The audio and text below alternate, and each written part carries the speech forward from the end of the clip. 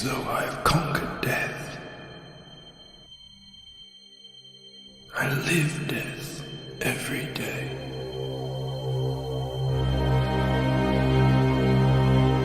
I am surrounded by it, smothered by it. Look at you now. He would have everlasting life. You seek to defy death, yet you cannot even defy sleep. And how alike sleep is to death.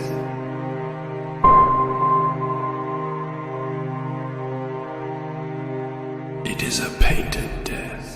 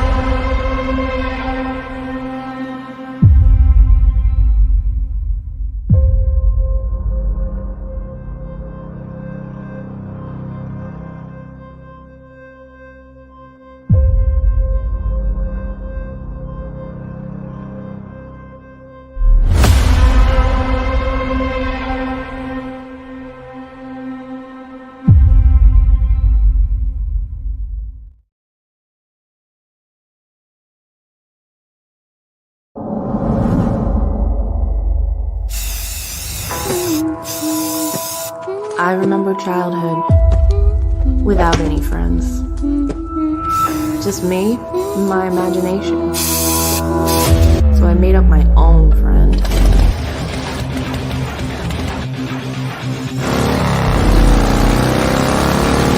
Crim's my best bud. I don't know what I'd do without him. But there's some things we should keep locked away. Not the imaginary friends, but the imaginary fiends.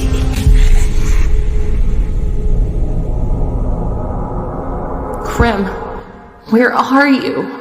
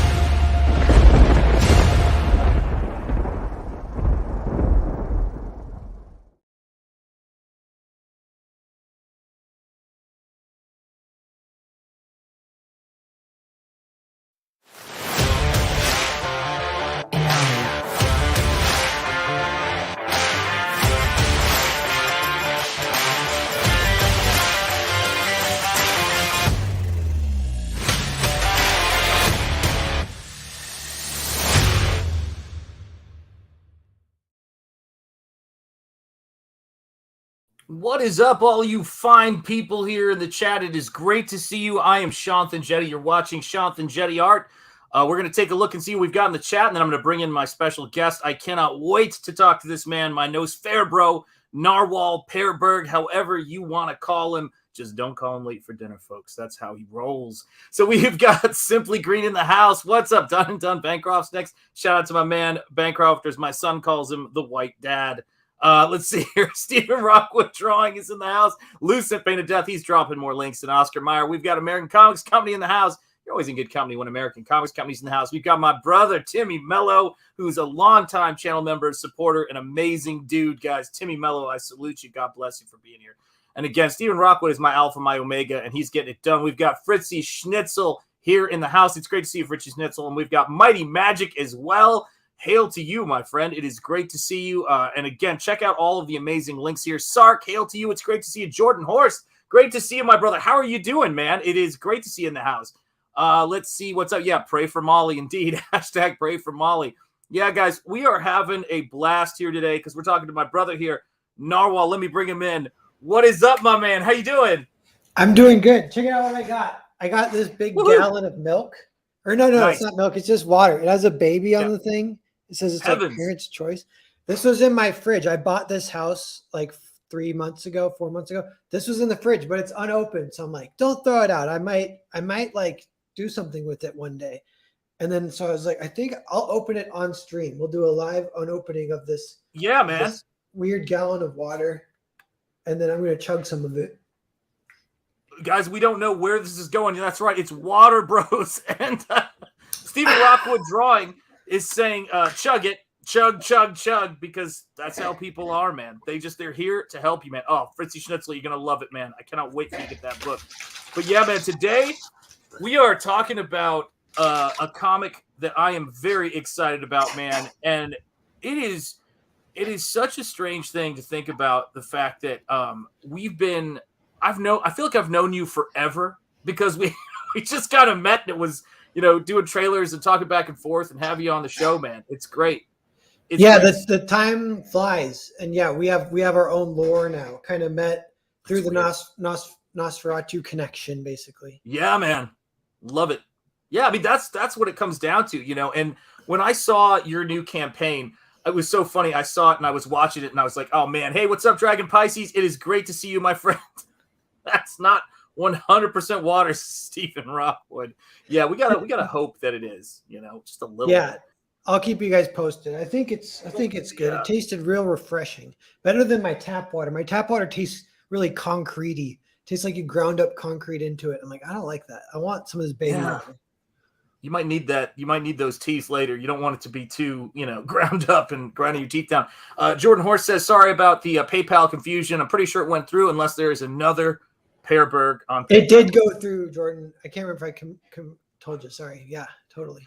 No, I was actually really excited when I saw this campaign, and another new part of our lore was created as a result of this campaign, which is to say that this bizarre chain reaction of events happening that led to this new logo for Fund My Comic, because I went there and I was really excited you were using the site because, you know, it's so great. So tell me, what's it been like working with those guys and getting it up on their site? Yeah, it's been good. I kind of felt the energy. When I first felt it, it was when Kickstarter kicked someone off again. People were starting to entertain the idea of maybe we'll gravitate back to Kickstarter, and they effed up again. And then there was that kind of big debate of like, well, Kickstarter or Indiegogo, and everyone's like, well, they both suck. And then Fund My Comic is like, we're an option.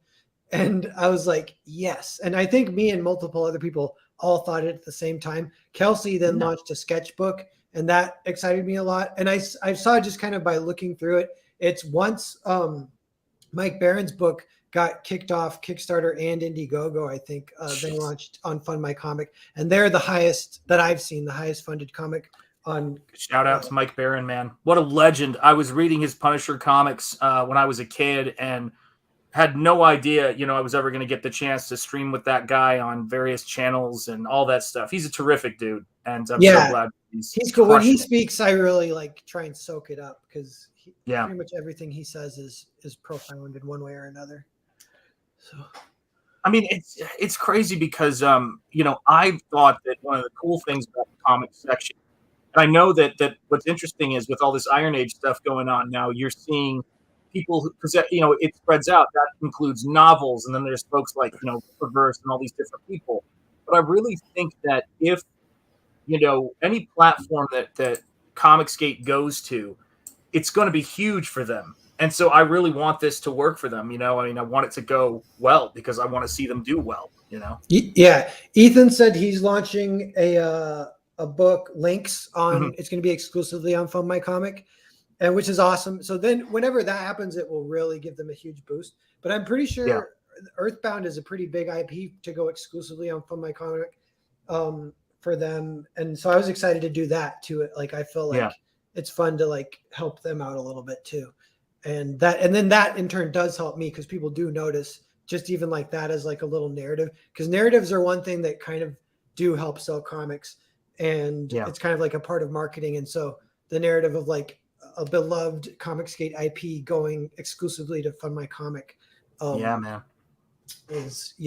And I did decide, I was not sure what exactly I was going to do, but I am going to do a very quick, at the very end, like a 1 week Indiegogo campaign, but it will be parsed way down. It won't have any extras, and all the stretch goals only count for Fund My Comic. So that one is mostly just for, I don't even expect it to get too many backers. I really encourage everyone to back on Fund My Comic, but that I have got a few notes in back rooms of like, just like if it's not, a credit card's not working or international shipping isn't set up yet, which we're setting up a lot of that live. That's part of what Fund My Comic is doing. They're getting all the international shipping like into the program, can work or whatever. But there's still like a handful of backers that will say, and I did a little poll too, and it was like 3% out of 100 votes. So 3 people say they'll only back on Indiegogo. So like, okay, well, I'll do a little campaign. You guys can back. Yeah, and shout out to Timmy Mello. Luke Stone is such a godsend. Hail to him and his Fund My Comic crew. Yeah, I mean, I kind of got, you know, we have a relationship going, I think now, you know, it was just absolutely out of the blue, but that's how this stuff goes. You know, people think this stuff is more, I think sometimes people who have dynamics and are looking to set up situations where, I don't know, where they can try to manipulate things, don't understand the joy that we have here in the chat and we have in Comicsgate of beautiful happenstance of friendships and laughs and kindred spirits in art. Because when I saw Earthbound, and I'd seen you on streams before, but when I first saw Earthbound, I thought this is some of the finest storytelling. It has the things I love about Mobius and the things I love about Mike Mignola kind of mixed into one, but it's you. I'd know your work anywhere. And it's beautiful, man. It's such beautiful stuff. Yeah, thanks. And I agree. Like, it's fun. It's fun how sprawling Comicsgate is, where you can make new connections every day, and that applies to sales. Even I'm always curious about that. Of like, I'm sure there's some clicks out there that don't even haven't seen the book or don't know it's live. And yeah, so that's why we're all going on the live stream, but it's this big kind of fun ecosystem with the sky's the limit, lots of possibilities. We're all making good stuff, you know, and more it feels like, not only competing with the mainstream, but poised to completely replace it at some point, maybe. So. Oh yeah. I mean, the parallel economy thing that Eric July talks about is something that's been on my mind a lot. And I know I mentioned that on Twitter the other day, it was a very not me kind of Twitter post, because I typically don't, have a lot of insight to offer on Twitter. But I was just thinking about it, and I thought, this is, this all starts in a weird way with your boy Zach. The whole, well, if you think you can do better, then do it, and then their horror that someone decided to do it, and then it just expands. And John works on that project, and Ethan comes along, does CYBERFROG, and to be where we are now with Razor Fist and Eric July doing these massive campaigns, it was the worst question anybody ever rhetorically asked, as far as I'm concerned. I mean, it was just a terrible idea to dare us. Yeah. And they say that's like one of the differences between Gamergate and Comicsgate, because Gamergate, it did have all the same kind of ideas, but they couldn't quite put their money where their mouth is, because games are just such a crazy undertaking. Whereas comics, it is kind of fun, and there's like a romance to it where it's all you need is a pen and a paper. So yeah, we are empowered to do this stuff. Well, it's funny though too, because I look at someone like yourself who is working, you're doing stuff in Blender, you're creating all of this incredible stuff. And the thing that I would say about what the video game space is, I think the problem in the video game space is being locked into AAA games, because I don't know if there's anybody who is working in the AAA game space who's made the kind of money that the gentleman who created Five Nights at Freddy's made, in terms of what he's doing, or for that matter, with something like Minecraft, which is beyond, the scope. But I think it's an evolution of, you've got to think about what resources you have and do it. And Comicsgate, we just had our shit together. I mean, you're a writer artist, and you were you always, we've talked about this a little bit. Let me read Timmy here, because I think this is a good one here. I love this. They usually are. This is a gradual and welcomed evolution of the parallel economy of comic book crowdfunding. Amen. With regards to, I'm sure, Fund My Comic. Were you drawing and writing comics? Is that where you were going? Before this? Yeah, that was always my goal, was to break into the comic industry. And I was dabbling in film, and it was never taken off. So then I was kind of like also doing the comic thing. And what was weird, I did feel I was getting paranoid, because I felt like I was banging on the door. And I had the one moment where I look at my stuff. I'm like, is it ready? Am I ready? I'm like, because I'm trying to be realistic. Maybe I'm not ready. I know it takes years. You're trying to catch up to pros who draw every day and they get paid for it. And you're drawing, not getting paid for it, trying to catch up to them. I'm like, how do you even do that? But at a certain point, I was like, I think I'm ready, and it's still not happening. I'm like, what's going on here? And I was getting pretty paranoid. And so then Comicsgate came around right around that time. And I had already had like a lot of Earthbound was done. Foreign Agent was started, and both those were written. And those are like my first two books that came out through Comicsgate. So yeah. They're beautiful too, man. They're square bound. There's so much craft that goes into it. Did you have any like experience with pre-press or any of that stuff before you got into it? Because when you hold those books, I got the second printing of Earthbound 1, I think, with Earthbound 2 on the last campaign, and they're beautiful, dude. Yeah, thanks. I just use Mix'em, and they make it pretty easy, and it turns out pretty great. And I think it is like, I have like learned stuff as I go, but yeah, like, like matte covers look pretty great. And especially square bound, like you have enough pages to give it like a nice thickness that like feels good. And a lot of my books have high page count kind of, so that helps with that. Well, they're high page count, and they move. Like I loved when I did that first trailer for Earthbound 2, or sorry, that was, the trailer that you had done with the comments about Earthbound 1, and everybody was giving it these crazy glowing reviews and things like that. And it summed it up so well. I don't think there's a lot I can add to that, in terms of what they were saying. It was great, man. How'd you feel when you saw that happening?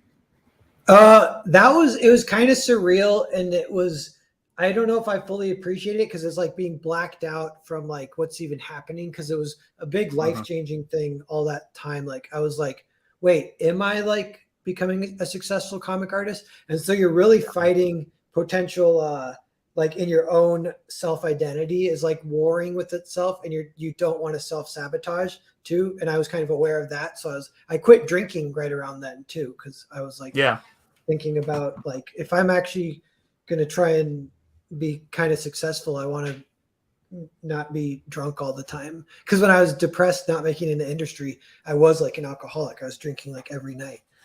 And so yeah, it helped my health a lot. But that period, and then I feel nostalgic for it, and I'm like, oh, that was like a weird magical period. I'm like, how do I recapture it? Will it ever be again? And maybe not. Maybe that was my like real lightning in a bottle moment. But I'm still around. Gotta tell you, man. I got to tell you, and you're right, Dragon Pisces, it's easier to make a game now that Unity and Unreal Engine. Yep, I got a friend doing that. Welcome, channel member Sulcurial1 and Simply Green. Here's the thing, too, I'd say, is that I think that lightning in the bottle thing is it's great. Like, it's great that stuff happens, but I don't think that it's how people think of it as being. Like, you think about how much you've changed. You talked about getting healthier, but also finding an audience who is incredibly passionate, which I count myself among, for your work. I think it's a question of the part that no one tells you about, right? Which is the ongoing grind. There had to have been a Stephen King book where it was like, now he's on the scene. Like every book's turned into a movie. He's been doing it since then forever and still crushing it, man. So it's like, it's weird to think in those terms, but I think as long as you keep producing, man, and working, it's gonna go. Yeah, that's a good point. And one, as you were talking, I was like, I remember thinking when I heard about Spielberg, not to even compare me to him at all, except that he was a guy who everyone was saying was great, and then it kind of gets like old news or whatever. And then then he did Saving Private Ryan, and so that was like, I remember that being like a big deal, and everyone was like, oh, so he kind of reinvented himself, that was like a quote from Napoleon that I remember. Is he said, you got to reinvent yourself every 10 years or else your tactics, or else your enemy will defeat you. And I'm like, artists have to do that too, because like people will get kind of bored with your stuff. And so I think of Earthbound, Foreign Agent, and Nosferatu as that's like a trilogy, although they're not connected, and that's like the early debut Narwhal stuff. And then I'm trying to do some stuff on top of that. But Timmy Mello says, big ups Narwhal on that decision to enforce that type of discipline. Oh yeah, thanks. Jordan says, I've wanted to do a game in Unreal for a while now. Kind of glad I waited with Unreal 5 being a thing now. Right on. Dragon Pisces says, build your fiction addiction. And I will say this, I'm kind of a shallow comic book collector in a lot of ways, because I'm really drawn by the art initially. And I bought LUCENT, the LUCENT for that reason. I've bought so many books for that reason. And your stuff was, to me, just a visual feast. And I really thought it was really interesting because as weird as this, I mean, maybe this doesn't sound weird to you, but people think of us as doing very different type of work, which I get on some level, but I kind of feel like it's very similar in a weird way. I don't know if that makes sense. Yeah, like, there is in both of ours. Yours has an abstract quality to it, and that was, for me, they were saying that to me, and I didn't fully understand, but I'm starting to understand if I look back at it. I was looking back at Earthbound, which now is like 4 or 5 years old, and I was like, oh, it's all like liquidy, melty people. Everyone's drawing. Yeah, that's right, man. And you can tell what things are, but it's all like, it's like if you squished putty onto the inked putty on the page or whatever. And I was like, that's kind of cool. It is kind of abstract. And but your art is like undeniably amazing. And I think it's actually a cool pinnacle of what's represented in comics, for multiple reasons, because it's traditional art, and and I just can't wait for it to get released. I know the campaign closed. It's closed, and we're getting ready to get that stuff going, dude. And I will tell you, though, you gave me something as an artist, which I think of as being just one of the more precious things that you can get, which is the opportunity to do something that I've wanted to do my entire life, is that you commissioned me to do a piece of Nosferatu for the 100th anniversary, which I was so excited about. And it's crazy because when you look at all of this stuff, you know, I think in this space, in the indie space, real recognizes real, and people know what is up, Mr. Monkey Boy 1969. People notice quality, and I look at this stuff, like I was flipping through these over and over and over again. This is, I mean, I feel like I say this almost every project, and I have a special place. I can see, I'm going to see if I can rotate this around without, you know, showing too much insanity, but I always show this. If you look over at my crazy pile of bookshelf, you can see Nosferatu is in the middle at the top. I don't know if you can see it right there, facing out. I have the cover facing out of the hardcover. Oh, yeah, I do see it. Top Cool. square. Do you see it? So yeah. I actually have that, and I saw him in a bunch of indie stuff over there that I keep where I can see it, because it was a great book, man. I loved it. But it's like, this to me is, and I've spent so much time looking at Earthbound stuff. This is to me a level up in a big way. What you're doing with the backgrounds and some of this stuff is super ambitious, man. It looks awesome. Thanks. Yeah, I wanted to go for like a little extra consistency, extra hopefully like immersion of it being like an animated movie kind of feel. But you know what was funny is that did lend itself to, then when it comes time to make the trailer, I'm like, oh, I actually have all the assets. I can actually animate it, do it 3D. The characters I just draw, either use, these guys are on a flat layer with transparency, so I can just put them in the trailer, or I can draw grease pencil with it. Which reminds me that grease pencil, man. Yeah. So cool. So like trying to get good at Blender has been really fun. And there's something Scott Adams said that he calls it talent stack. Have you heard of that concept? It applies to you a lot. We might have even talked a little bit about this, but it's that, because I tell everyone about it. It's kind of simple, but it's just the idea of like being a little bit good at a lot of things that all work together is way more valuable than being really good at one thing. And so I'm like, okay, getting good at Blender is going to help in so many ways, especially if I want to dabble in animation and video games. So I'm like, I can start using it in comics now and start getting good at it that way. And then I'll have those skills down the line. So that's kind of part of the thinking too. Is that? And I got to say, I just keep looking at this comment. And I love it. Build your fiction addiction. Amen. And here's another one I love, that from Fritzy Schnitzel. And thank you again for being in here. I love schnitzel, so I see that and it makes me incredibly happy. I'm a fourth Austrian, so I grew up eating schnitzel, and it is one of life's joys. A little bit of lemon. Come on now. Get down on that. You know, some what's it called? Gorkies, cucumbers. Delicious. The Earthbound Grand Prix trailer is surreal, otherworldly. Does Narwhal have an interest in surrealism? Has he seen Jodorowsky's Holy Mountain or Louise I can never pronounce it right. Louise Buñuel's, is that it? Yeah, I think so. Exterminating Angel. I would say yes, but then I haven't seen either of those movies, but I want to see them. I own a script by Louise Buñuel.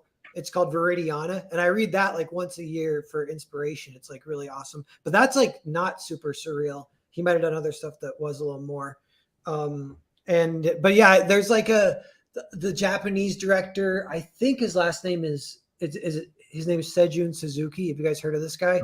I think that guy is surreal, and David Lynch is surreal. I like that kind of stuff. Stephen Rockwood.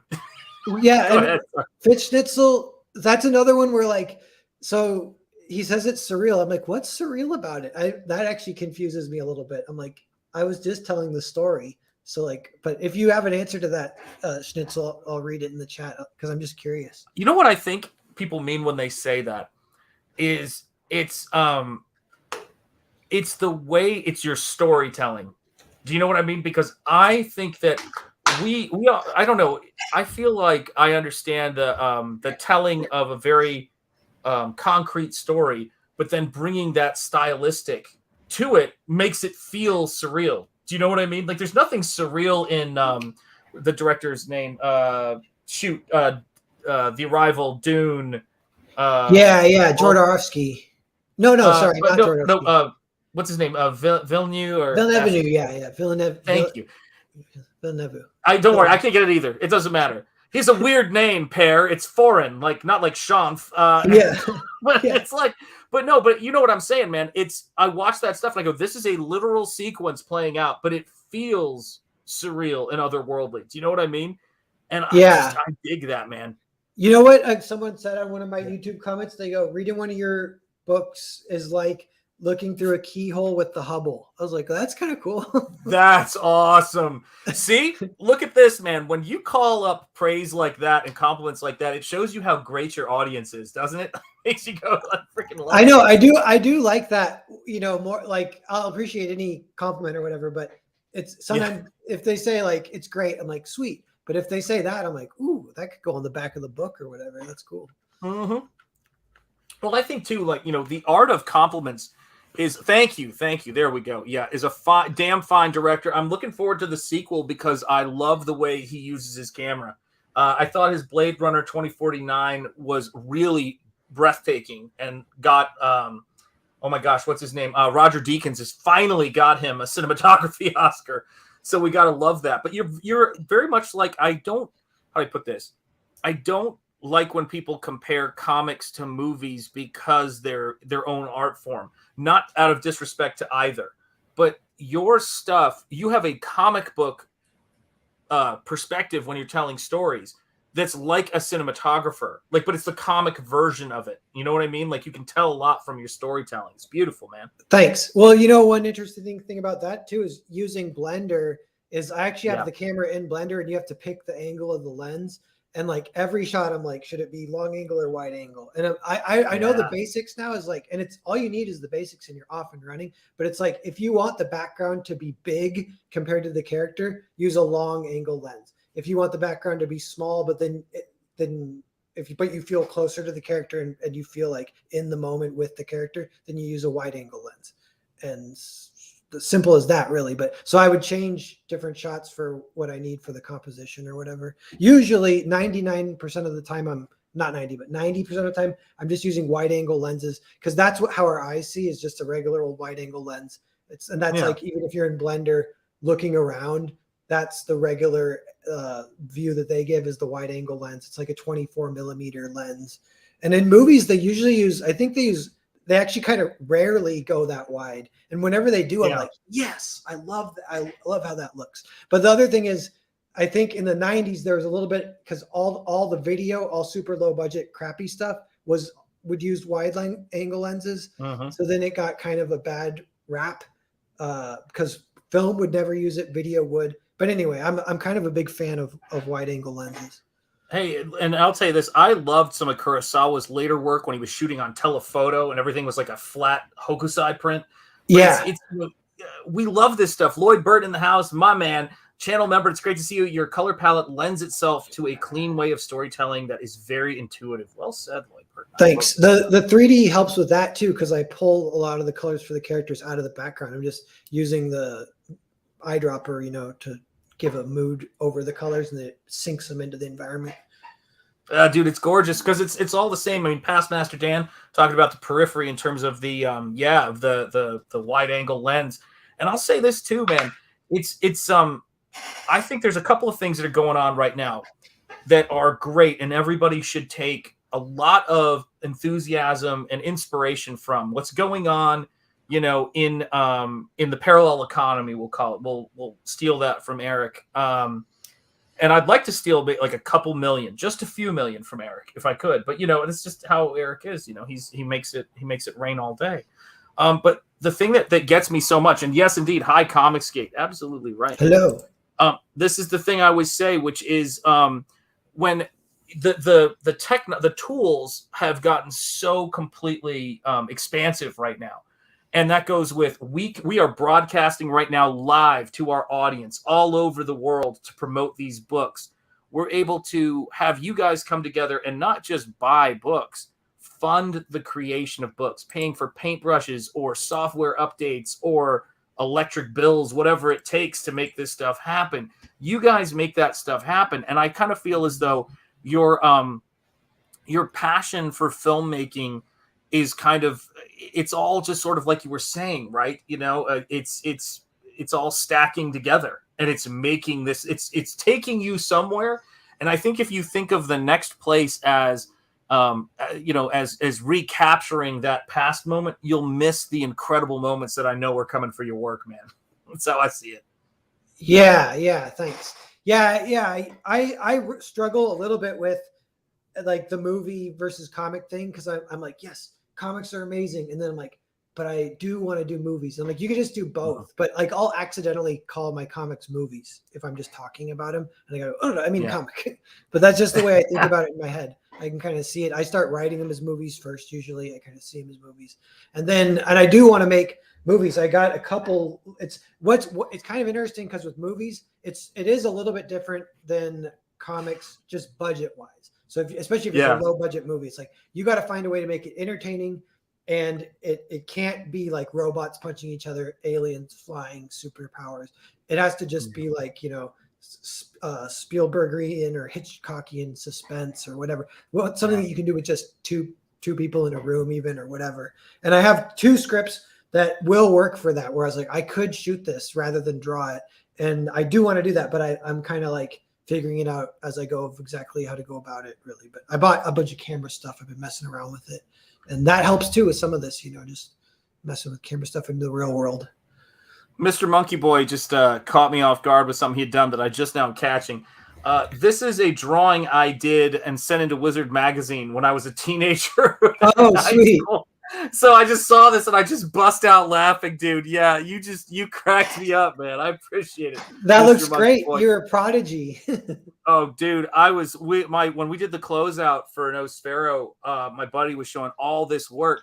And just today, I uploaded some comic stuff I did in 2002 and 3. These 2 comics I did that I own because they were creator-owned, written and drawn, but they were just a riot. And I go, I better back these up before they go. Yeah. Would you re-release them? I'd buy those if you put them up. Dude, my wife has been talking about, the problem is the stories don't have an end. It's like a 3-parter with 2 parts. You know what I mean? Yeah. Which a little bit how my brain, feels some days, but it's, what's so cool about this stuff is, and I don't know, how old are you, Narwhal? I mean, not that, I'm 37. I'm a little. You're 37. A little younger. Wait, a little older. Yeah, you're about like less than a decade younger than me, but that's cool because this is the thing I was thinking about. So when I graduated from college, right, Photoshop and Illustrator were not being taught at the art school I was at widely. It was just there, right? You think about this, how expensive printing was when we were coming up. How expensive it was impossible. It was so cost prohibitive. It was insane. When I look at the quality of what you're doing, these are like stills from anime. Do you know what I mean? It's crazy, man. It's great. I know what's up, Master Dan. I know it. Thanks. That's pretty much what I'm going for. Is I want it to look like stills of animation. It's funny. It doesn't. Maybe this is like a little less controversial. I feel like my early art would get people arguing. They'd be like, "It's terrible. Yeah, it's amazing. It's terrible." And I kind of stayed out of it. And then this one, most people do like it, but if you judge it by like John Byrne or whatever, this still it's different. It's like apples to oranges. It's not even inked, So there are still people who just have a different preference, who kind of will prefer the other stuff. But I'm more thinking about, one of these days I might actually jump in to the argument and just start defending my own art. I don't know. I got to tell you, man, whatever you're doing, as far as I'm concerned, is working for you brilliantly. I mean, we're looking at this book. I don't know if anybody is backed on stream. If anybody is, I have got at least one backer. Shout out if you did, if whoever. Yeah, let us know your number, man. Yeah, and thanks. Yeah, let's refresh for doing this and see what we got here. Boom, there you go. Let's just go. Let's go. Almost 8.5K. Sweet. Thank you, everyone. Can we get to 8.5 guys on this stream? I mean, because originally I was thinking to myself, we're gonna crack 1 million on this stream because I wanted to do this. You know what I mean? Yeah. Great to see you, my friend. Like, we gotta crack 1 million. But I tell you this, the 10K, I want to see the 10K fall for a couple of reasons, right? We've been talking about this, and Narwhal gives me such early 90s animation nostalgia right on when they were mixing hand-drawn with computer stuff. I love it, and I freaking love it too. I'm very pro collage. Like, that's something I'll defend, like, because I know all animation is collage, and we can kind of forget. And if you look at old animation, Yeah. you're like, yeah, they're different styles. The cells and the painted backgrounds always clash. But Yeah. it looks amazing. So I'm like, I want to do that. It's the way to go, man. This is the thing too. If somebody tells me that they're going to remove a single thing that we have in Comicsgate right now, a single, like, I feel like I'm at a restaurant where I can get just amazing food from all these different, people who are creating. I don't want a single thing off the menu, man. I just don't. Yeah. Yeah, no, someone said that we're like, the way this crowdfunding ecosystem is, it's like flowers growing up rather than from like top down, like at Marvel. Everything's the same. Yep. And this is like everything can do whatever it wants, and everything's going every which way, kind of. And we got to take some time to blame Narwhal for this, because I think anytime we can blame Narwhal and not me is fantastic. That is my general attitude. So here's what happened. For those of you guys who want the behind the scenes story on this and how Narwhal caused this to happen, is how we're gonna choose to frame it. Yeah, I accept responsibility. You accept responsibility. Well, it's important, Narwhal, to accept responsibility for this. So I have this thing where I'm not the most wildly superstitious person in the world, but to put it mildly, but when Earthbound 2 came out, I did a fun trailer for Earthbound 2. And it was a blast because I got that. So yeah, hashtag blame Narwhal, says Sark. But I got this kind of thing, where I was like, oh, this was fun to do that trailer. And I was happy because it made you happy, which was fun. Always great to see people. And then I did one for Nosferatu because I wasn't going to miss a chance to do a trailer for a book I was super into, my favorite movie. So when this came around, I go, I'm going to do a trailer because you're now got to be in rotation on my show. At the start of every show when I play my trailers, I got to have a trailer for your book on this. And I got to the end of it, and I was like I looked at like Kickstarter has their logo, Indiegogo has their logo, and I was like I want to see if I can come up with a logo that distills everything about Fund My Comic, that they've got this vibe and how cool this thing is, and do it in a way that is kind of distills it without it having a particular stylistic to it, so that it'll work with your artwork and anybody's artwork that I put it on. And it was like, because I want to start having it when people do something on Fund My Comic, I want to be promoting the shit out of these guys, because what Luke's doing over there is great. And that led to me creating this end title card that's, if I crop in on it, you guys can just see what that was, fundmycomic.com. And I shared it with the guys at Fund My Comic, and guys, this was the timeline. In prepping for Narwhal to be on my show this week, I did a cut of the trailer, I did this, and now this is the logo on their homepage, which is nuts. So please, guys, this is an important, this is a very important website, and this is a very important thing to what we're doing. Go to fundmycomic.com and back this book, and look for their character, this icon that they created with, because it's a site that's going to have comics, gaming, everything on it. And let us know what your backer numbers are in the chat if you've backed this book, guys. We're so glad to see it doing so well. Yeah, it's been great working with them, and they got a ton of awesome projects up there. They're doing some other stuff too. I was like, I'm interested in, like, they're doing a potentially like some distribution stuff to get into comic stores. And I don't know the timeline on that, but I told him, I'm like, yo, I'm interested if man, like that's going to happen. We're building our own thing. I love this. Comicsgate seems like a true artist colony. Agree 100%. I've been watching Ethan for less than 3 years, and I'm still discovering incredible artists in comics. Fritzy Schnitzel, I'm with you 100%. It's great to see you. And if I blame Narwhal for that, the thing that I've been really disturbed by as we go into production on Nosferatu is that I pretty much can attribute most of the things I've done in coming into Comicsgate to Kathleen Kennedy. And so that's really been upsetting me lately, the realization that if it wasn't for her horrible mishandling of Star Wars, I probably wouldn't be in here, man. Yeah, that is funny. It's terrifying. How far those figures. I'm so bummed that supposedly Barbie, and I think it's confirmed now, Barbie is a feminist piece of trash. I was like, I thought it was going to be not like that. And I was like, so looking forward to it. But so I'm Julie. still great to see you. Julie, yeah, man, it's It's crazy, man. Simply green. I look at this stuff, and what I say, and Hail Sumo Thori channel member, it's great to see you. Same for Simply Green. Oh, 3,392 backed last night. Hail. Right on, man. I love hearing it, Sergeant Politeness. Thank you. Let me see here. Who else have we got here? Fritzy Schnitzel saying, all we're missing for is a color colony is shrooms, moonshine, and nudist beaches. Well, I'm from Chattanooga. I can bring some moonshine if I have to. We can make two of those three things happen. Yeah, maybe three. We can make two of those three things happen. Indeed. Well, you know what's crazy is that I had very little hope for it because I found myself thinking when I watched the trailers, and forgive me to the beautiful actors who are in it. They're wonderful looking people. I looked at them and I said, they're too damn old. Yeah. I said, these are actors for a movie targeting, my age demo or slightly younger.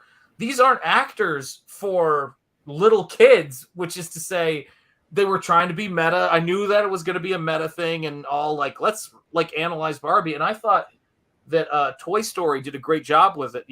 Michael Keaton as Ken as the voice, and just playing up the hilarity of Barbie's dream house. It should be fun and magical, man, not freaking thought, cooking in that level. Hail, Stormcrow. What's up, Stormcrow? How's it going?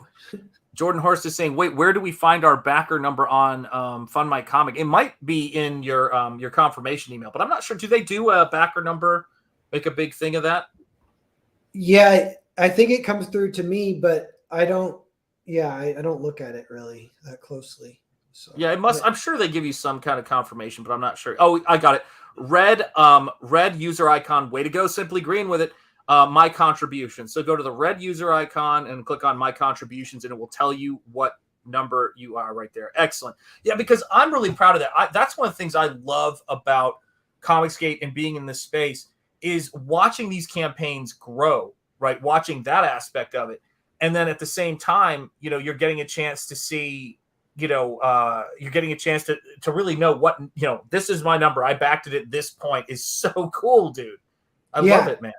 Yeah. People, sometimes they'll message me. They're like, let me know when you're going live because I want to be number one. I'm like, okay. Yeah. That's a passion. I mean, we've got the most passionate audience. I don't know why anybody there we go. My contributions ID is on the left-hand side of the screen. There you go. There you go. Yeah, person icon in the top right corner. Gosh, you guys are sharp. You're on it. Yeah, Barbie is a disappointment. It looked like a major meme film, and it's revealed to be woke. Oh well, blow it up with Oppenheimer. Yeah, I will tell you this, guys.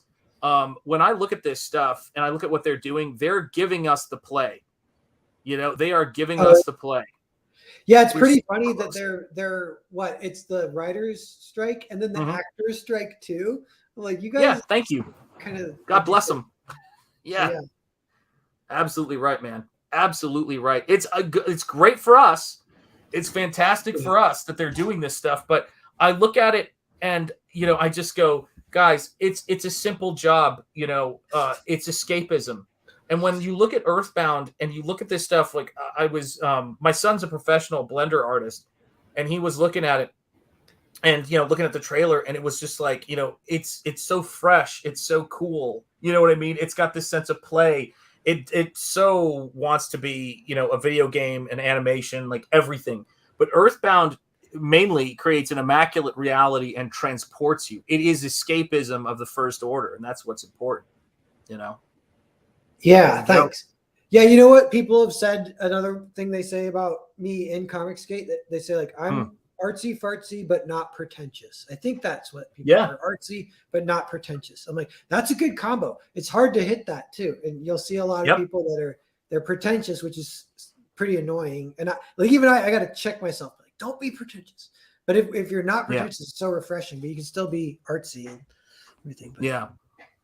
Well, no, I mean, and it's funny too, because I think what they mean is when we talk about that sort of stuff, it's imaginative. They took that word. They take so many words and ruin them. One of the worst is science, right? Once you had social science, which is not a science, and you had political science, which is not a science. That was their attack. And fine art was one of those things. They came in and they wrecked it. It was like, no. It's just creative and imaginative. Yeah, all the Hollywood, 40% said all of Hollywood could slide into the ocean and we would be just fine. Amen. Speaking of our brother, Narwhal's art gets me high. I love it. Vaughn's Haunted Castle. It's great to see you, my brother. How are you doing? What's Another up, Vaughn? Thanks artist. for being here. Vaughn's fulfilling Terror in the Trenches right now, too, so which is cool. Cannot wait, man. He's been watching movies all day, just like packing and shipping books, that's the life. That's what we're all here for. So it is, man. And I tell you, I am gonna get my hard copy because he sent me when I was doing some work for him, the digital of it. I cannot wait for Monster MD because I'm getting that with Terror in the Trenches, and I want to have it. This is the thing, people, look into the screen. For 50 cents a day, you can feed this not starving Indian man. No, but this is the thing, guys. I have no Vaughn comics in my short box, man, and it pisses me off because I missed Monster MD. I need them. That's another kind of lightning in a bottle one. I have it on my shelf over there. I look at it. It's thick, beautiful, it's heavy, full story, all in one volume. Very nice. A lot of people's favorite. People say of all Comicsgate. It's fantastic, man. And he's got so many places he can go, and you're damn right they have. Yeah, it's craziness, man. It's craziness. Yeah, I thought I was just running a total for each creator, but it looks like it's across all campaigns. Yeah, so it's telling you, I guess, how does that even work? Wait, that's something I'd love to ask them about. Like, how does their numbering system work? But yes, I love this. Blasphemer! That's right. Blasphemy, not to have... Yeah, so it's more of like an identifying number, but it has nothing to do with my particular campaign. So it's functional, but it would be nice if they... I know it's like that for Bancroft. He can't change it either, but it's just him, so it still kind of works because he made his site himself. But it's, for some reason, the counter, like the coding, the VAR or whatever, it like can only count, each backing goes up, and it's like way more coding to distinguish it or something to make it distinguish. That, I will tell you though, that would be, and as I said, it was great to do that graphic design and not have to think about the rest of it. But I really wish, like, if there's one feature I'd love to see them get, it would be that, because it's cool. But let me say this to fund my comic right now. If they're watching this later or whatever, is that this is good what feedback. They built I got some feedback for it. Is awesome.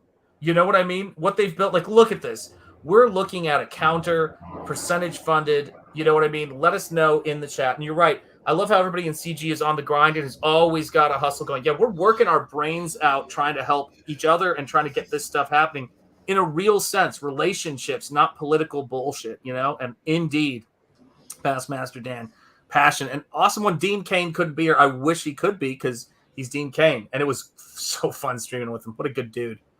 Nice. Yeah, I can't type for shit tonight. Says, I can't type or read. So you got me beat, Jordan. But I mean, I think that this is the phase that I always like. I said this when I was teaching at the college I was at, when they were terrified that we were going to go bankrupt, which I'm sure they are now. But I was teaching there, and I remember at the time they said they were talking about, well, we're worried about this. And I said, no, if we get our shit together and we make this work, then I'm not terrified about that at all. I know we can do this. This is manageable. To make a successful parallel comics economy, I'm looking at things like animation. I'm looking at things like movies for other creators and us, continuing to fund this stuff. And I know Eric July is too, for that matter. But the thing I keep coming back to is it that it's when it gets to be so big that, and I said this at my job, I said that privileged posers come in here.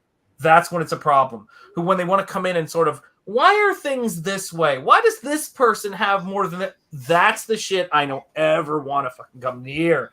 And I would say this. So I assume, where's that card my wife gave me the day I launched my campaign, which I love. And she was like, cool. This is it, man. This is what we do. Proceed as if success is inevitable. And the victory is ongoing. Now it's about fortifying and building it. Jose Garcia, speaking of artistic legends, it's great to see you, my friend. Yes, Tiger with Narwhal. There you go. Yeah, I've worked with Jose. I want to work with him again. Damn. He's awesome. He's amazing. I hear nothing but good things. That's what I hear. Yeah, Terror in the Trenches, Psycho Killers, Cave Slave, and Tiger Blue 2 all shipping now. Holy cow, man. All my work is paying off. Yes, for us, the readers, for sure. And I hope it's paying off greatly for you because we all enjoy your shit, Vaughn, period. End of, and it's just Vaughn gives me hope when I see things like what they do to Punisher. You know what I mean? It's like that we've got people who are bringing the testosterone back. You know what I mean?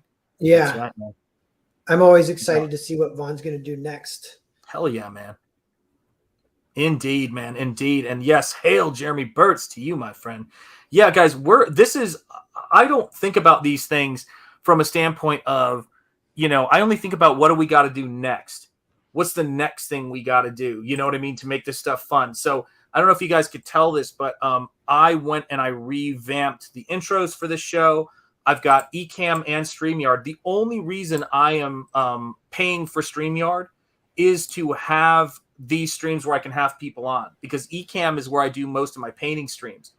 But if you had told me we were going to be where we were now, think about when you were at the Fred Meyer Deli or when I was teaching, at the school, the small college I was teaching up at. If you had told us we were going to be on streams where we were with these incredibly creative people just growing and generating things, man, I wouldn't have believed it, man.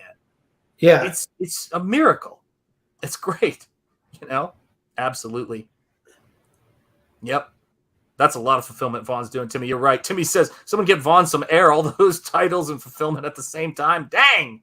That's right. Lots of love for Jose Garcia. Jeremy Burtz saying hello. Hail past Master Dan. Hail Jeremy Burtz. I dig Narwhal's art style. Does he work mostly in digital or has he tried other mediums? There you go. I know you. Yeah, someone asked earlier, like, do I ever draw with a pencil? I still sketch every night in my sketchbook, but those are just doodles. But then an early Earthbound campaign, I did some original art tiers, and I hadn't done it for years because it's pretty stressful. And it takes like 2 hours for me to warm up traditional to get it good to where I'm proud of it to give to someone. And then you're inking it and you're like, oh, if I mess this up. And I'm like, I just love digital that you can just do Control Z. And that has filtered its own style of like, my digital style is a lot about the strokes. And instead of, I don't erase it all really, it's all Control Z. If I'll get the stroke right, then I'll leave it. I might try it 10 times and get one kind of cool flowy stroke, but that you can't do that at all for traditional. So it's completely different, but I do kind of have a traditional style. And for this campaign, I did bring it back. I did some traditional art, and I'm like, I want to do a traditional comic eventually. It might just be dipping my toe kind of thing, like a 20-page short story, maybe a bonus comic. I don't know, but I do want to do that. And I'm going to try and do it next year sometime is the plan. Yeah. And I got to tell you guys, who is going to be the hero in this stream? This is what I need to know. Who is going to be the hero in this stream to push this to 8.5? It is $7 away. $7 away from 8,500. So close. Come on. I know I have a guardian angel backer who he might be asleep now, but there's someone who just backs like $7 and they claim no rewards. They did that last night to get to 7,000 for like 15. Oh my God. I'm like, what? Who's this person? They end up backing like 5 times throughout a campaign. Person. I'm like, that's hilarious. Right, man. I always send them something too because I as appreciation, but they never select anything. Like, that's funny. There's some seriously cool people in Comicsgate, man. And what I am the most happy about is that, and maybe this is unique to us, who knows, in terms of what's going on. Because I know that you were talking about Gamergate. I wasn't really, aware. I mean, I was aware of it I don't play video games.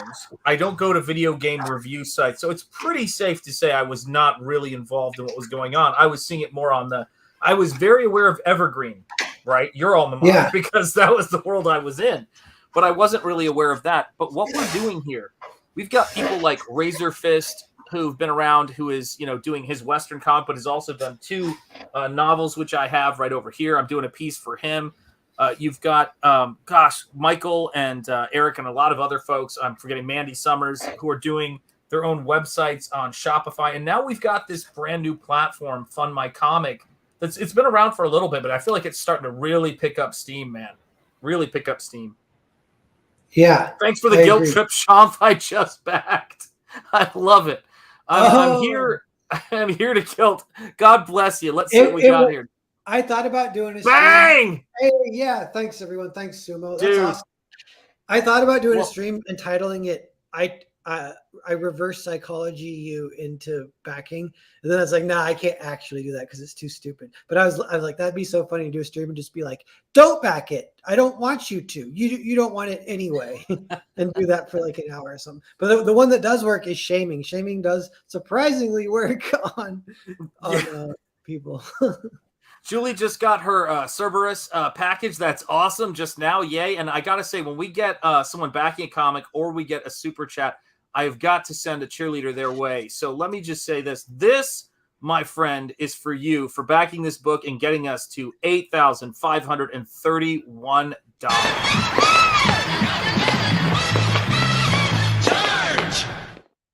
Charge! What it is, man. And this is the crazy thing, right? Someone was talking to me about this. It was great. It was great feedback, and they were talking about what we're doing, and they go, you guys need, maybe you should try this, maybe try this. And I go, you guys who've been with us for a while, and even not that long of a while, know what I'm talking about, which is there was a time when we didn't know what kind of mics we should be using, when we were doing stuff on our cell phones, where the audio was bad, the video was bad, and we just talked behind the scenes. Hey, man, how are you doing this? Like Phil Diaz told me about OBS and how I needed to get that so I could, do multi-camera stuff. And I mean, it's great. It's great to have all these folks that I can text with every now and again and go, hey, do you want to do this or whatever? And we sometimes we stream behind the scenes. I look just so we can go over like, hey, Eric and I were reviewing lettering for Nosfero in a back room on StreamYard. This is fantastic how this stuff works. And Vaughn says, I saw radicals in colleges of Chicago. I don't doubt it, which led me to discover Gamergate, which showed that it was widespread, which led to comics. And I took that personal. You're absolutely right, man. Sumo. Yes, indeed. Buy or else. You will buy it if you know what's good for you, says Sark. Sark, if yes, indeed. I got Cerberus and Narwhal's shorts, the book, not his actual short. Well, love is love, Sumo. We can change that on my desk. Right DM now, me. yeah. I'll get you some shorts. That's right. DM and let's look. Love is love, and that's what it is. And Sumo Authority. You know what I thought about? Speaking of love is love, today I had a fantasy, not a sexual fantasy, but just like a love fantasy. Well, work on it. Sorry, go ahead. I saw an artist's art that I really liked on Twitter. Yeah. Randomly, I was like, this is amazing. I clicked and it's a girl. I'm like, oh, it's a girl.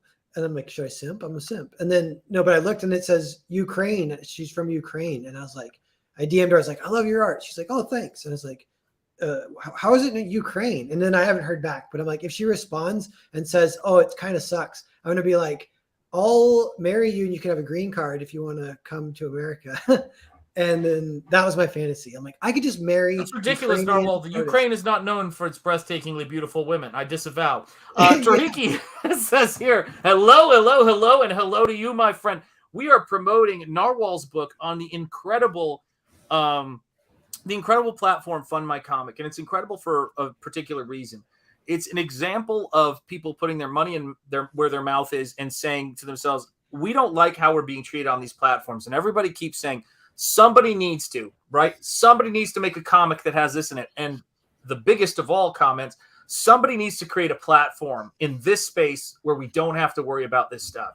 And that is why there's two aspects to backing this book by Narwhal and any of the other campaigns, whether it's Private America. We got tons of stuff on their the Buckler. We've got just great books that are out there right now. Back on this platform because it's going to people who appreciate you guys in the Iron Age space and especially in the Comicsgate space. And let's move this book and let's show Indiegogo and Kickstarter and all these other platforms what they're missing when they don't give us a place to basically make them money, to shop our wares and make them money. That is what we're trying to do. I'd rather my money go to people who don't hate me, which is the whole purpose of comics. Yeah, and the main problem with Indiegogo, was that they're shadow banning, so it wasn't functioning as a marketplace. And I do think Fund My Comic, that's one of its best qualities now, is it's becoming a legitimate marketplace where yes, you can scroll and find if you're like, I feel like reading something, I'm going to buy a comic today. You can just go to Fund My Comic without even knowing what you're going to buy, and then buy something. And there's that hashtag buy one back one, like that that functions on Fund My Comic. If anyone backs Earthbound and they want to buy another one, they can search for other ones. That's a little bit of the rising sea, raising all ships. That kind of effect is very strong on Fund My Comic.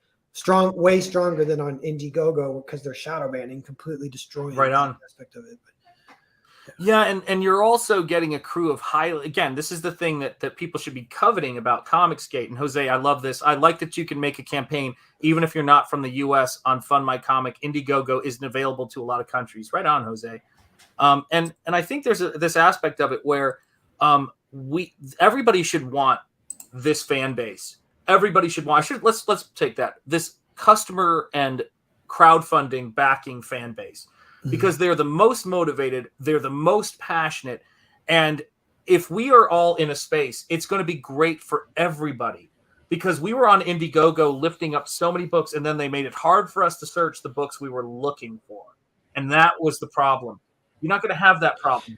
They're going to you know. You know something I've noticed, right? Yeah, sorry. You know something I've noticed too, being plugged into like Comicsgate, is that this is capitalism at its finest, kind of, where like it is sink or swim. It is like I was developing multiple projects in the back after Earthbound 2 was by my standards a smash success, and I had a budget. So like, I got Cerberus going, I got the shorts going where I'm working with people. I had a few others that I was doing, and they were getting a little bit more artsy fartsy to bordering on pretentious, a few of them.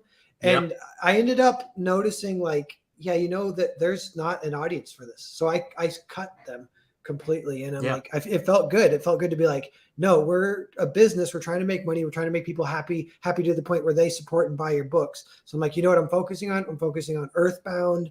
I'm focusing on maybe some traditional comics, because people do seem to respond and be curious about what would a Narwhal traditional comic be like. So a couple of those like ideas I'm thinking about, but. Yeah, man. I mean, I've been working on developing a bunch of different stuff, and it was weird because my very McFarlane inspired book that I did when I was a kid, like when I was in my 20s, but I was a newlywed, which to me is a kid.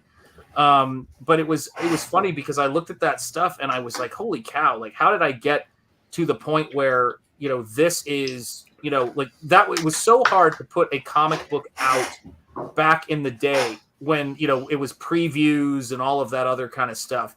And to sit here now and look at what we can do is almost crazy to me. Let me see if I can do this here. File, open with, I'll show you guys this because my, one of my brothers was showing this stuff, and you're going to get a lot of double pages, unfortunately, but it is what it is. So let me see, present. Let's go to share screen, window, and I'll share this with you guys here. Let's see if this works here. Add to stream. Where the hell is it? Here we go. So this is what I was doing when I was 20. Gosh, how old would that have made me? I got married at 23, so probably like 24, maybe. Yeah, and this is amazing. Did you color hand lettered, pen and ink, and then colored in Photoshop? And this was stuff I was doing back in the day. And it was just all me by myself. This is cool. This is cool to know that you do this stuff too. You can do the comic stuff just straight up. It's where the logo stuff comes from. But this is a character I created back, then. And it was a character called Springball. It was very Ditko inspired, and my love of Todd McFarlane at the time, of course, like Ethan and anybody else, right? Yeah, boing. And I was putting this stuff together, just trying to figure out how could we do this. So I've been making self-publishing comics since I was 14. And my wife says in the intro, because I had her write the intro because she's been here for the whole thing, and I really wanted her to. And so I said, damn it, if you want to get out of the well, you'll put the lotion on your skin and you'll write this intro. And the thing that happened is she goes, she was like, I've watched him through everything. This shit started when he was 14. I met him, and the first thing I learned about him was I'm going to be a comic book artist. So for me to come back after the last thing I did was 2009, the Flash Gordon 75th anniversary that Len Wein wrote the story from. For it was like, this was a big deal. And she said, she was with me promoting this book, at New York Comic Con and Chicago and all this sort of stuff. And it was just one of those things that you did at the time. And I went, wow, I own this thing. Like I actually own everything about this. So it was just, freaking hilarious to go back and look at, how we get our start and how we, we kind of figure out where we are. And that's people were asking, cool. You absolutely can you do a comic? should put this, release this. What was your plan was, or what were you thinking? I don't know, man. I don't know what I'm going to do. You with said it. it's unfinished. That's what you said. Yeah, it's there's 2 issues of it. So whatever, 44 pages and the covers and things like that. Yeah, he has a spring command. Well, here's the crazy thing. He's not even a human, which is wild. But yeah, I mean, like I said, love is love in my comics. Know that for starters, But it's we look at this kind of stuff and anything is possible. It was so miserable to try to do something independent. And again, like I always say this, I love John Malin. And again, love is love. I want to go back to that. I want to wrestle him, maybe oil wrestling. We'll see how it goes. But John, every now and again, John will ask me to do something for him, and he'll be like, "And I'll pay you this." And last time I got I was kind of almost frustrated by it. So John, with everything you've done, with the shit you caught when you came into Comicsgate at the start, and how horrendous, and his stand on principle about the whole SJW thing. I was like, I'm doing this for free. And he was so, he's so kind. He's like, no, I'm paying you anyway, man. But he's the kind of person to where it's easy to be excited. You know what I mean? To work with these folks. Because we're all in this to deliver great stuff and to work harder than, and what's the word? Comics broke me. We talked about that, right? What? It broke you. We're doing every job on our books. We're doing it all. We're doing it just for you. You got broken because you were an editor? Are you kidding me? Get the F out of here, man. Yeah. It's crazy. That was a funny little era. That was hilarious. I forgot about that. It was just a few weeks ago. Everyone was blah, blah, blah. I'm so sad. I'm going, I feel like I wanted to post the Leslie Chow meme, Oh, but did you die? Yeah. Do you know what I mean? This is what he needs to say. It's oh, I'm sorry. Did you die? Well, I got shot. But did you die? This is the best line ever, man. Yeah. I mean, that's really what we're talking about here. Somewhere there's a Cambodian refugee who grew up in this country and is doing amazing work, looking at you going, and comics broke you, you moron? Yeah, and that's the thing too. This kind of happens in Comicsgate where there's this, speaking of the economy or whatever, but John Malin, he becomes a planet with his own gravitational pull, his own economy. He's got hundreds of thousands of dollars coming in. He's putting in hundreds of thousands of dollars back into the business. So same with Ethan.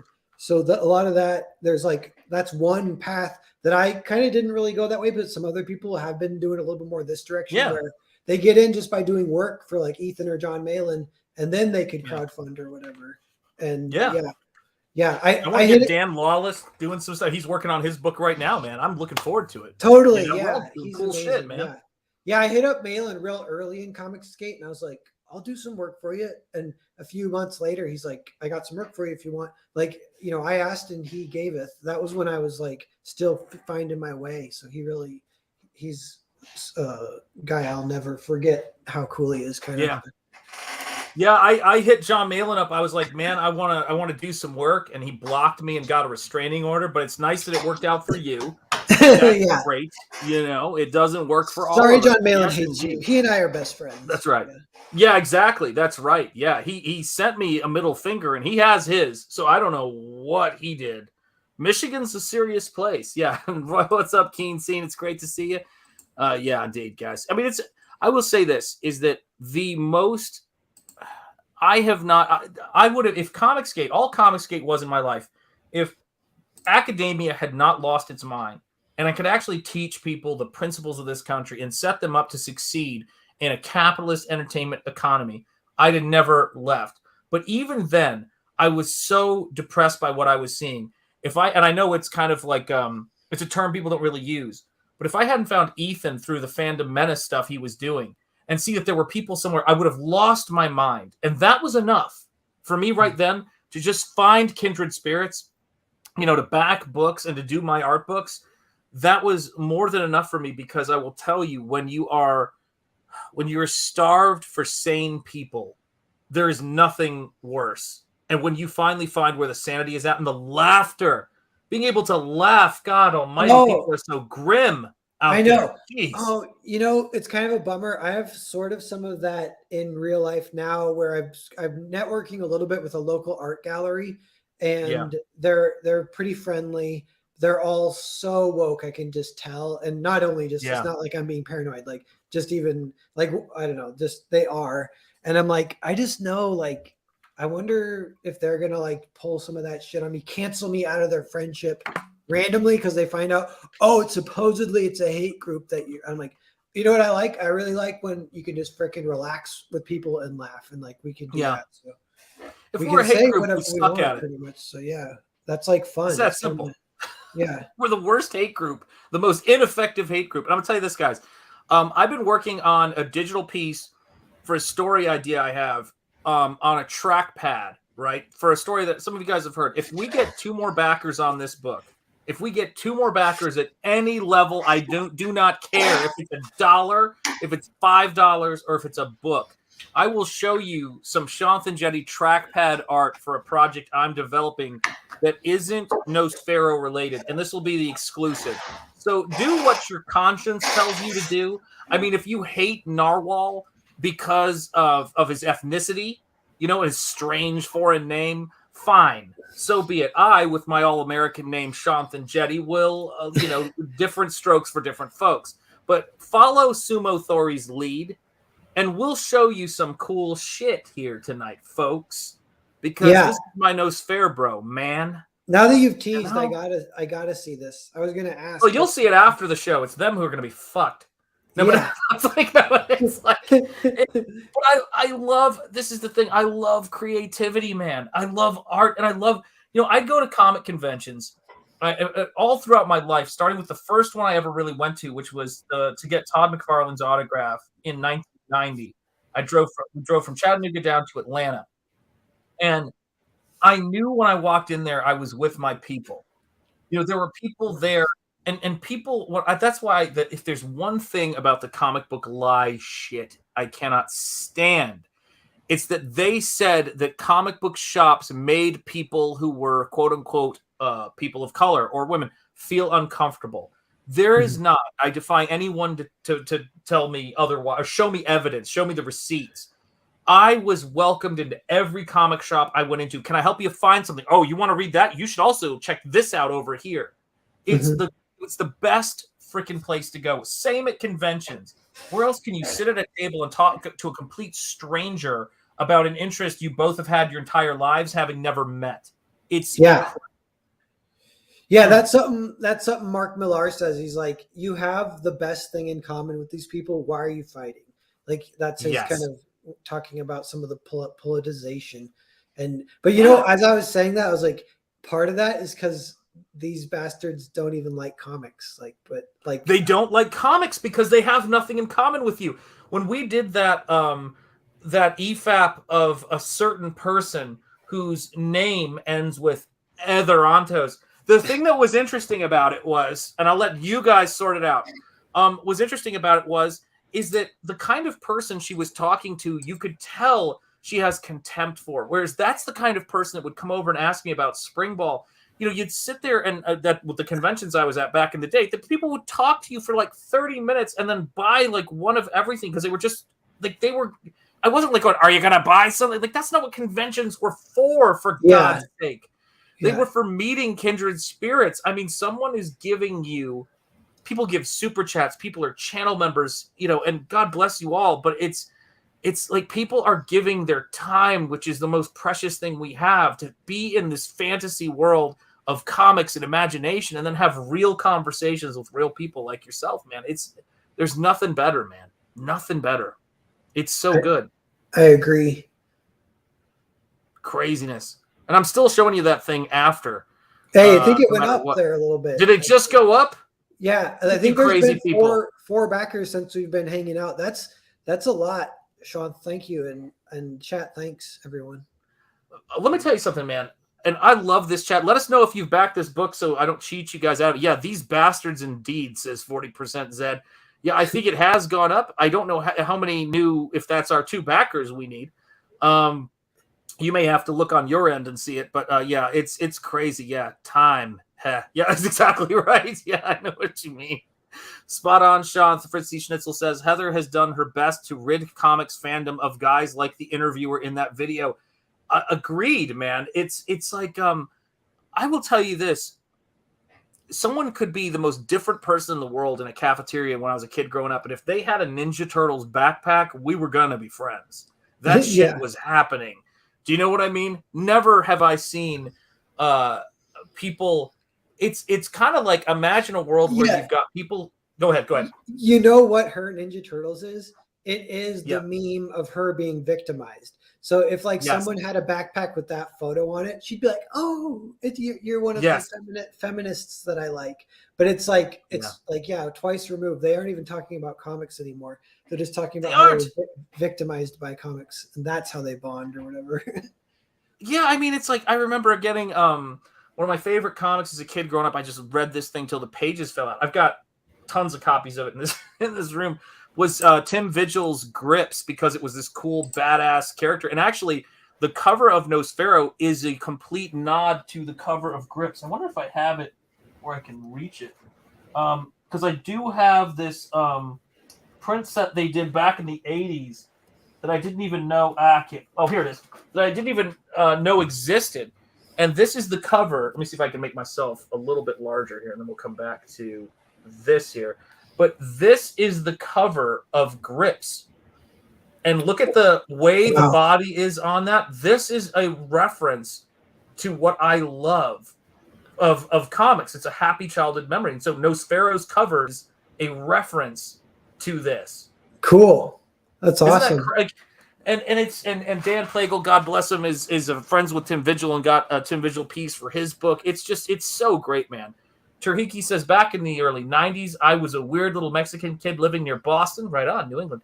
Barely knew English, and I still remember feeling welcome in every comic shop I ever visited. Same for me, man. Yeah, I guess I'm the old guy in the chat tonight. I was looking for Planet of the Apes lunch. Oh, but I love Planet of the Apes, man. I love Planet of the Apes. Yeah. Dude.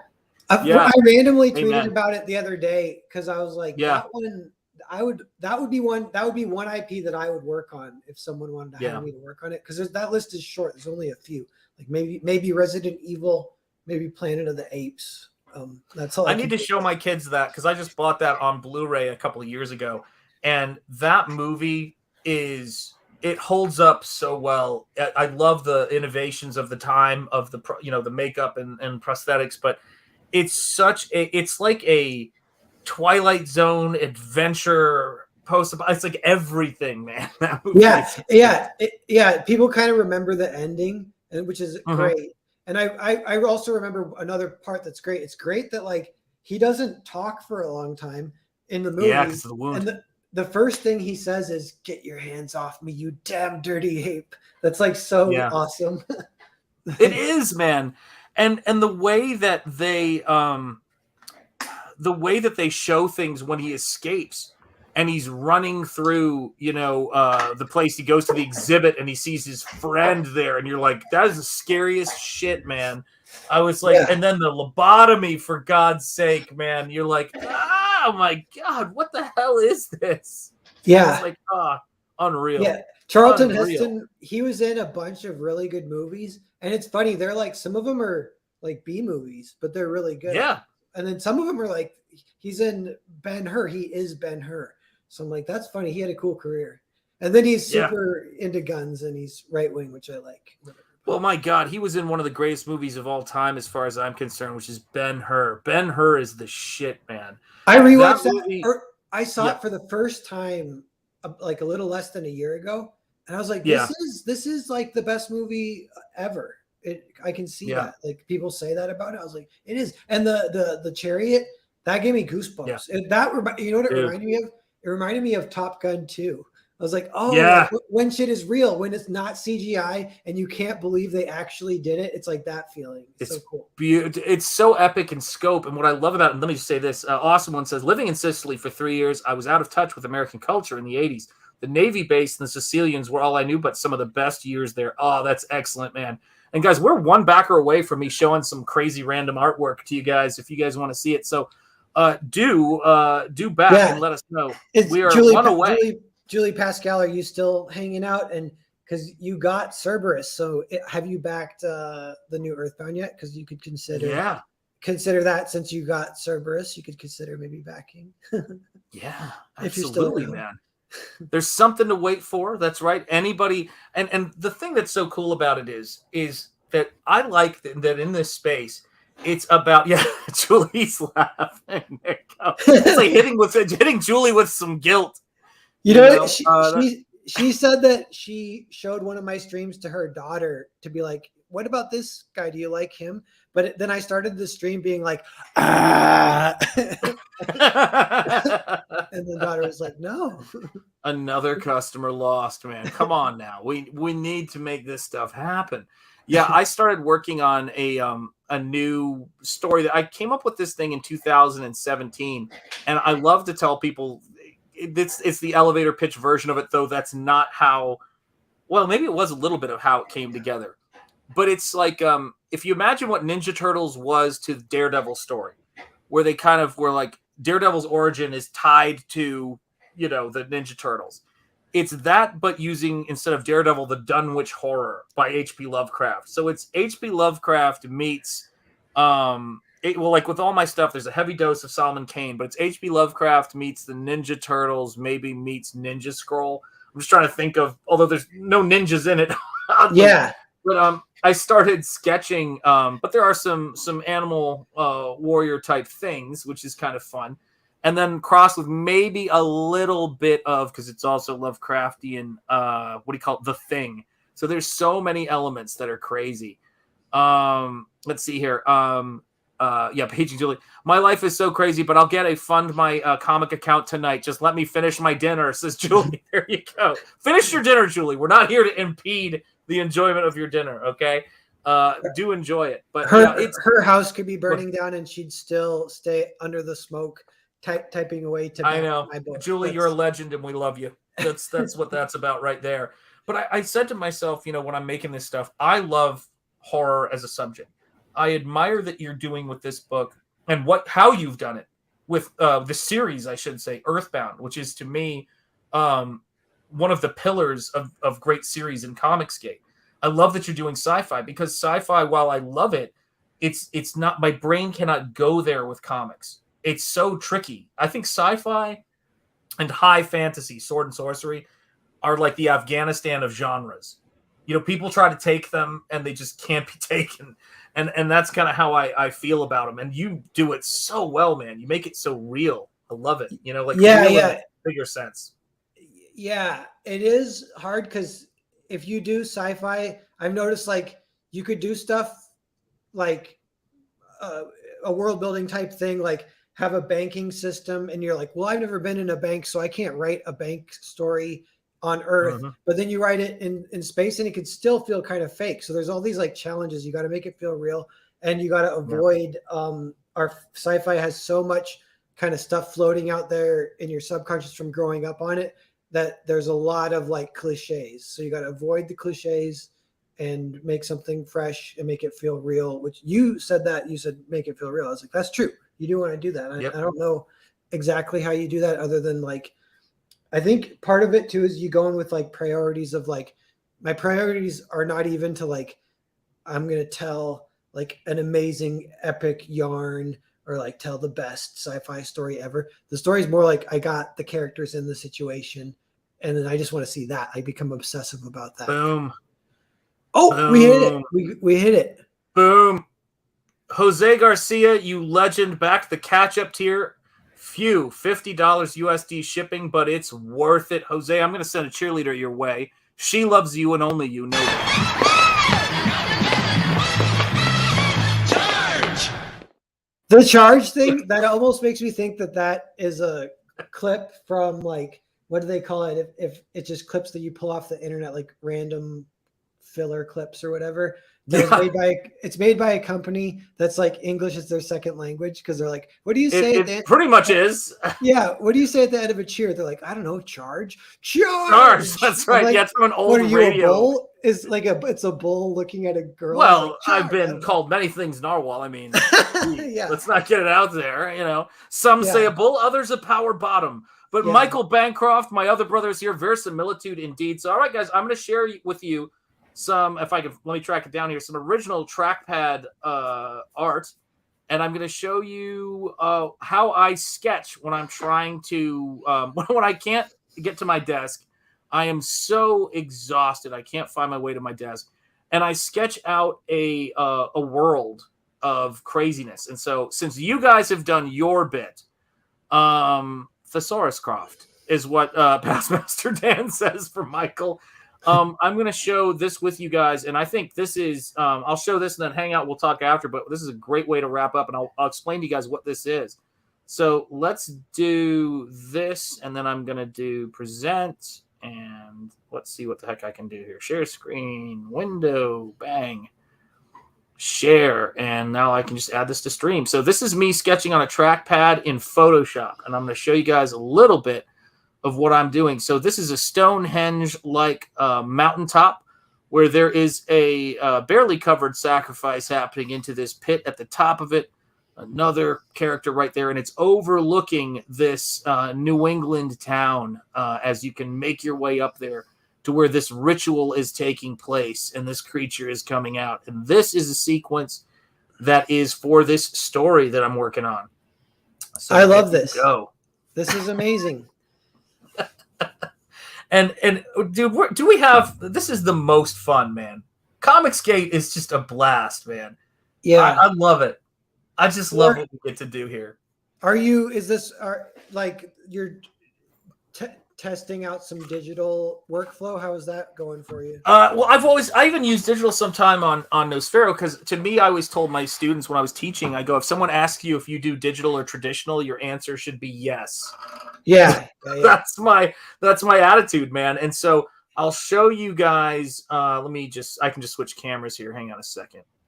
We have so much tech we do. It's like we're broadcasting, man. But this is the story that I'm developing right now that I'm playing around with.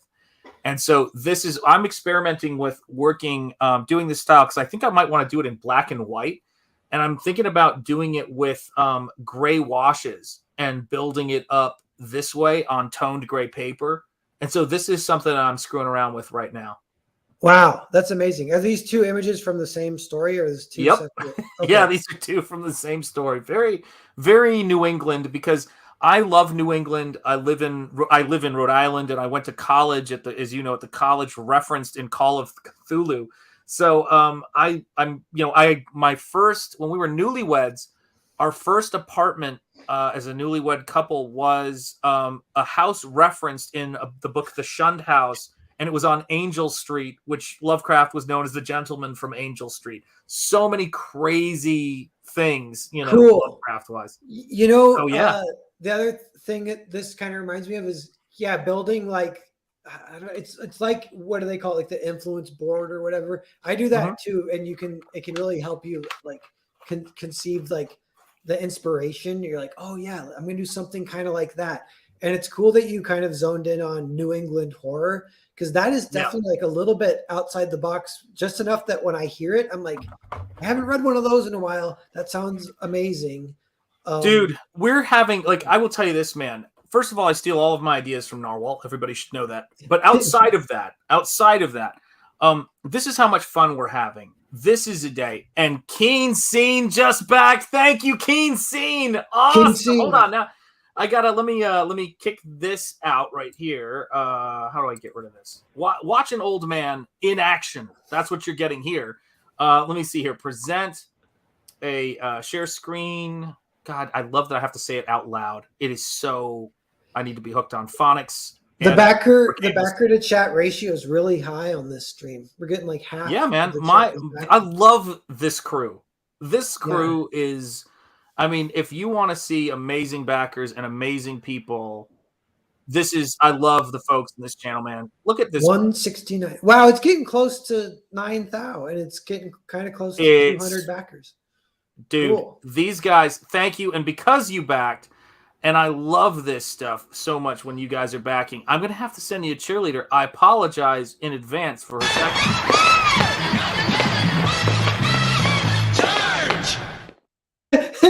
Like, I just picture a guy in the back room be like, what do we say at the end? What do they say? I don't know. Charge! Yeah, it's right. I'm telling you. And yes, indeed, Miskatonic U, I tell people all the time, that is where I'm a proud alum from, Lovecraft's Fictional College, you know. And thank you so much, guys. This is crazy town. But let me just show you guys really quickly, if I can figure out again how to do this. This is what my desk is like, right? So you've got this right here, right? And I love that. Avante, Past Master Dan, you're right. Then you've got the trading card art for one of the trading cards for Nosfero. So you've got that.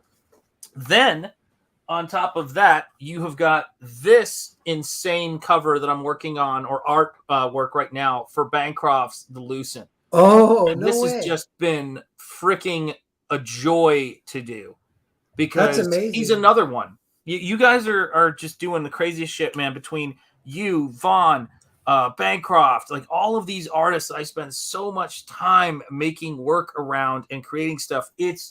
How could you not bring your creative A game? Because we have to imagine our way out of this pit of pop culture that they've put us in. And my attitude is, let us go for broke, man. You know, let us just go for broke, because there's nothing we cannot do. We are way faster and we are way more resilient than they are. We can turn on a dime and we can meet the needs of escapism. Done like that. We can meet their needs for escapism in a minute, man. And yes, major league talent and the best folks in the business in the chat. You guys are the best, man. Thanks, you know, everyone. It's great. Yeah. Snitchy. So, Narwhal, any closing thoughts on this and this incredible success of this campaign? Yeah, imagine your way out of hell, indeed. Right on. Yeah. One quick random one is Fitchy Schnitzel. I actually do want to watch Holy Mountain tonight. Maybe I'll try and watch. And there you go. Another one he named for surrealism, and if he remembers. Oh yeah, it was Jodorowsky's Holy Mountain. And then what was the other one? Shoot. Yeah, what was it? I'm writing it down. Yeah, Jodorowsky's. He's gonna let us know what is up. Hello, Shanthwal says my letter and my main man, my can of spam. It's all about money. Eric Weathers. He lettered Cerberus. He's amazing. He is an incredible person, and I got to tell you, man, it's like I said, I get to see all this great behind the scenes stuff from Battle Brick Road 2. That is going to be launching soon, and I cannot wait for that to happen, because I mean, I got this channel so that I can have Michael, Eric, and yourself, and Vaughn, everybody on. I got this. I reactivated my StreamYard so I could have you guys on, man. But that's just Exterminating Angel. Fritzy Schnitzel says that was the one. Exterminating Jose Garcia Angel. says El Topo. Yeah, El Topo. I own that one as well. Yeah. Great flick. Thanks for backing to Jose. I want to throw a little something special in your package for Thanksgiving. I don't know what though, but yeah. Well, damn. Well, listen. We're gonna let you guys. Love is love. All right, you guys sort out. Yeah, it's a phone number, a lipstick kiss on it. Yeah, hey man, Eric Weathers, thanks to you, to folks like you, my kids get to eat this week. That's right. And Eric is his book, Battle Brick Road 2, is going to be another one of our just gold label amazing books that's coming down the pike, man. I cannot wait to promote the shit out of it. I've got a trailer I threw together for the start of these streams. But Narwhal, you're going to be in heavy rotation on this channel in those trailers. And let's do this again soon, man. Until this campaign is done, until we collapse in our world. Let's do this stuff. Yeah. You know what I'm saying? Well, stick around. Guys, thank you for being here. Guys, make sure you hit like and you're subscribed to the channel on your way out. And other than that, guys, back Narwhal's incredible Earthbound Grand Prix. It is a great looking book. Sure hope it's not AIDS, says Jose Garcia. Thanks, Narwhal. Awesome stuff as always. Indeed. Yeah. Narwhal in rotation. That is right, guys. That is right. So thank you so much. We will see you guys soon. And yeah, take care, everybody. Thanks, everyone. All right, guys. We'll see you soon. And let me see if I can find the credits because I changed everything. Here you go.